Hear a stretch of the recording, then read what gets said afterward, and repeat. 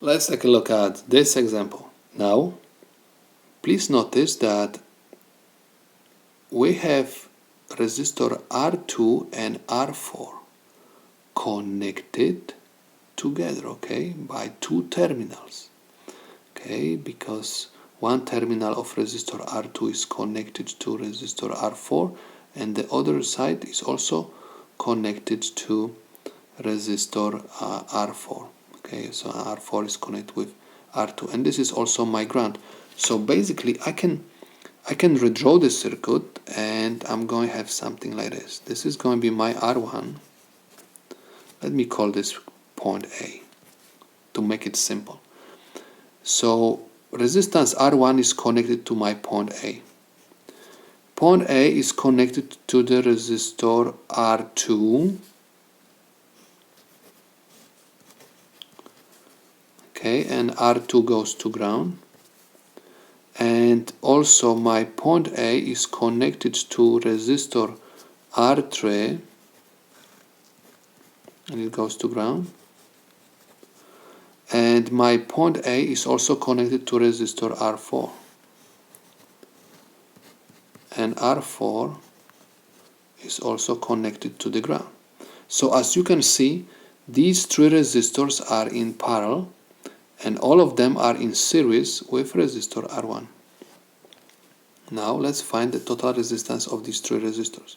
Please notice that this time these resistances are different. That's why we are going to use the following formula. RT is equal 1 divided by, open parenthesis, 1 over R2 plus 1 over R3 plus 1 over R4.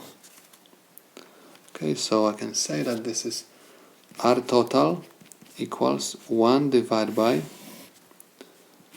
open parenthesis, 1 divided by 330 ohms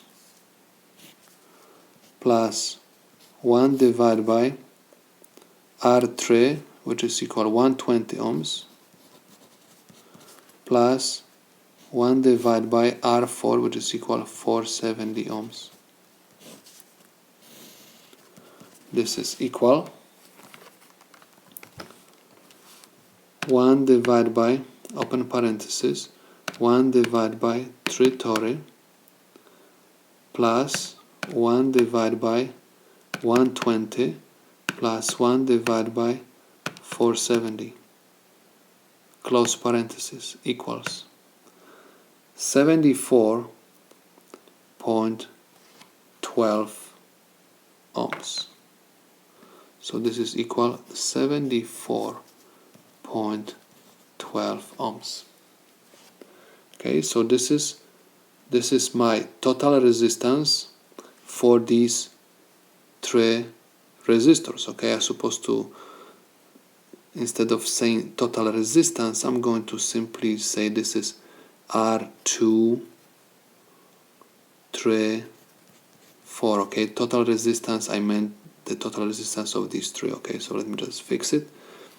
2, 3, 4. Okay, so now if you want to find the total resistance, so this is the resistance which also includes resistor R1. So this is going to be my R total. R total is equal R1 plus R2, 3, 4. R1 is equal to 220 ohms plus 74.12 ohms.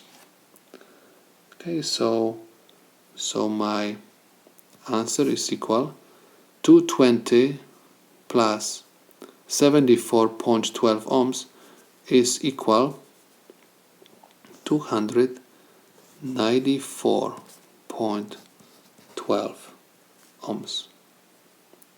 Okay, and this is basically the value which is going to be displayed on my ohm meter. Okay, and this is the solution to my problem.